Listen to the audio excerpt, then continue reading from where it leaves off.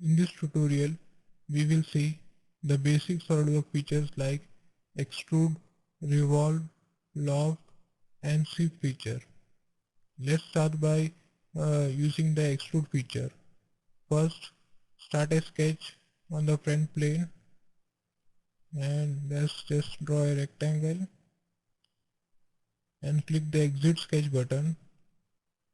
Go to the extrude features tab and click on extrude boss face.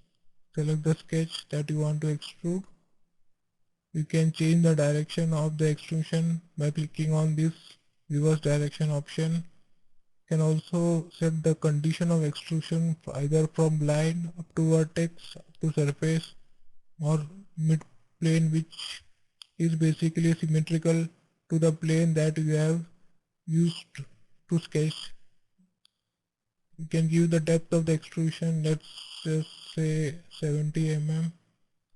If you want your extrusion to be of a thin feature, you can click this thin feature tab and you can give the direction of the thickness of the material either inside the sketch or outside the sketch and so on. You can also define the thickness of the material. Okay, let's just make extrusion of boss. Okay, let's just delete this one and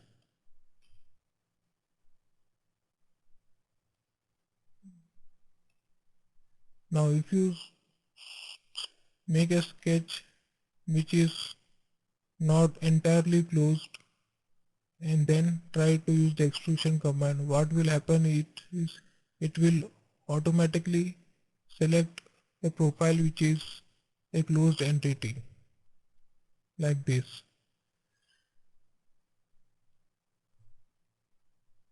On the other hand,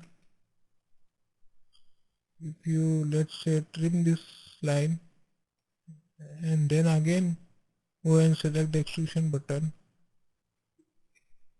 it will automatically use a thin feature for extrusion and select any profile. You can also clear it and select this profile, but you cannot select both the profile at the same time.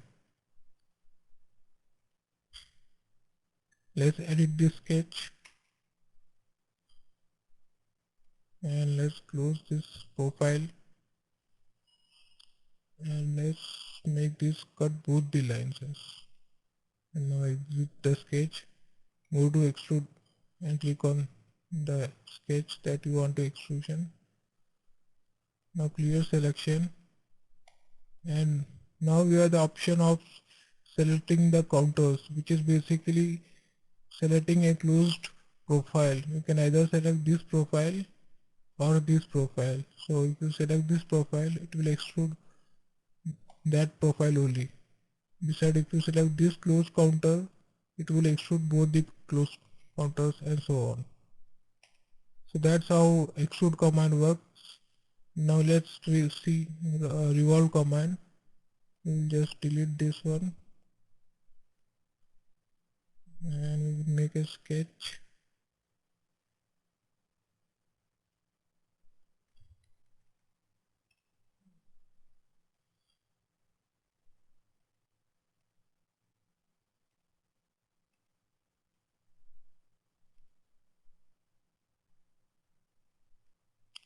And click the exit sketch button, go to the feature tab and click on revolve boss face. And you can select the axis of revolution. You can also select this as the axis of revolution or this, anyway you can want. You can also give the angle of revolution. Let's say we want an angle of 270 degree.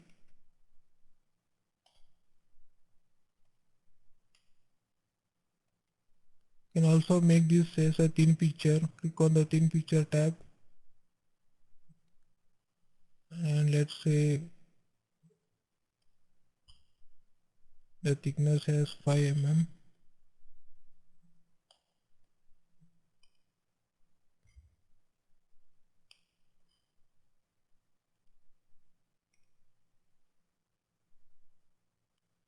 Let's uncheck this. Okay, let's just delete this one.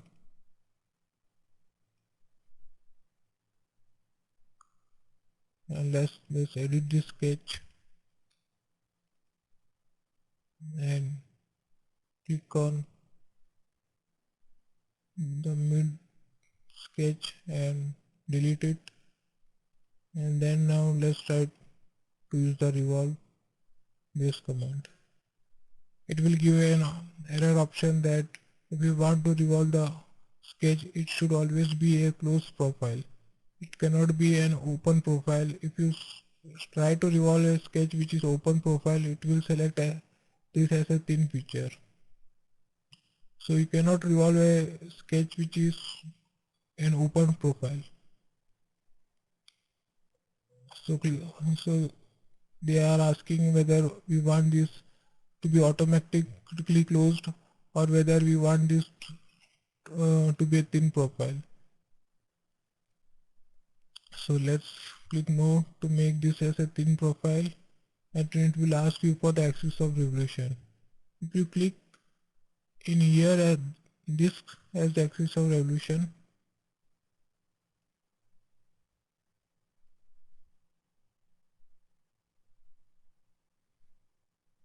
and click OK,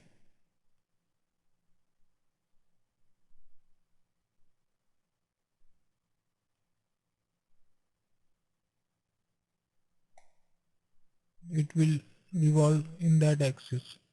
However, if you select this as the axis of revolution and then try to click OK, it won't revolve around that axis. That's because a profile like this cannot be manufactured by a traditional manufacturing method of you creating a mold and so on. It can still be manufactured by using a 3D printer, but it cannot be manufactured by using a traditional manufacturing method. So that's why you have to always make sure your lines are not intersecting the axis of revolution. So if you just give a gap of some distance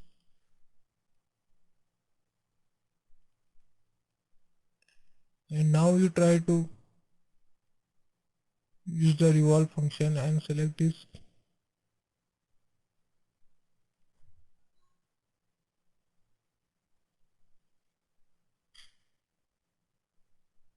and now if you select this sketch, it will basically revolve around that axis. So that's how the revolve command works. Now let's see the loft command. Let's delete everything.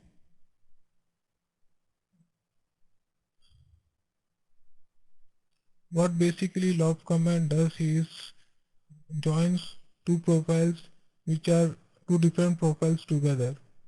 So let's create,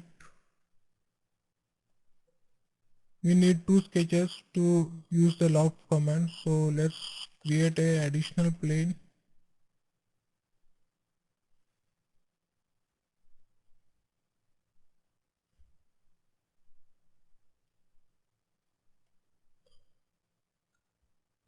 parallel to the front plane and at a distance of around 50 mm from the top plane. And let's start a sketch in here on the top plane, and let's make this as, and now let's start a sketch at the front plane.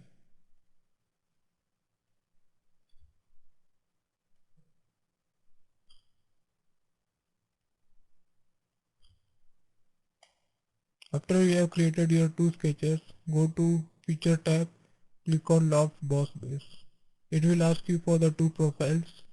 Select this as the first profile and select this as the second profile.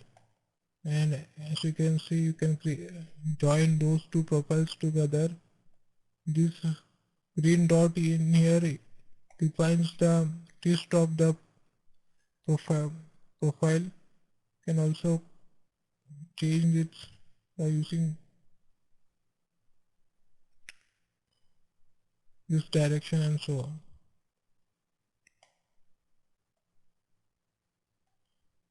Okay, we will see one more loft features. Let's delete everything.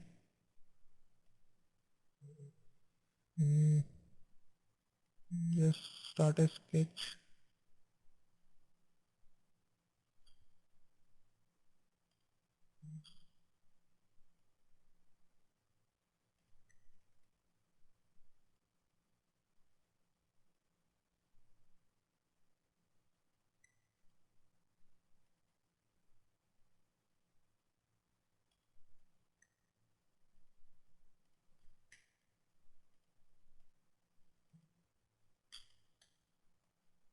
Okay, now let's start another sketch in the top plane.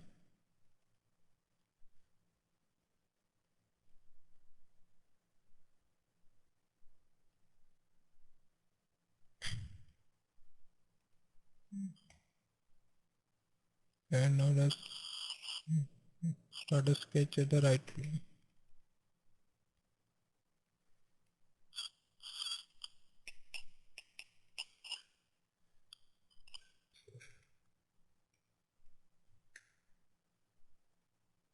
Okay, now click on loft boss base. Select the profiles. Let's select these two profiles. And for the guide curves, select this as the guide curve.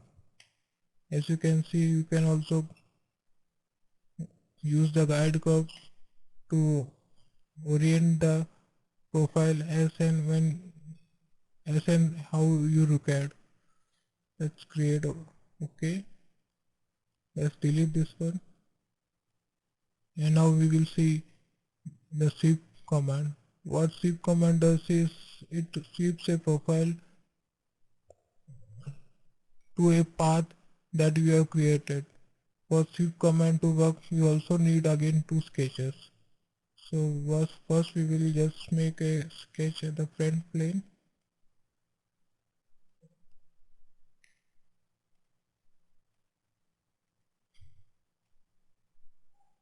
And now our profile should be perpendicular to this sketch. So I will have to select the right plane and let's start it by creating a circle. And now click on Shift Boss Base. Select the profile first and then select the path. As you can see, you have created a pipe by using the Shift command. So that's how you use all the basic features in SolidWorks.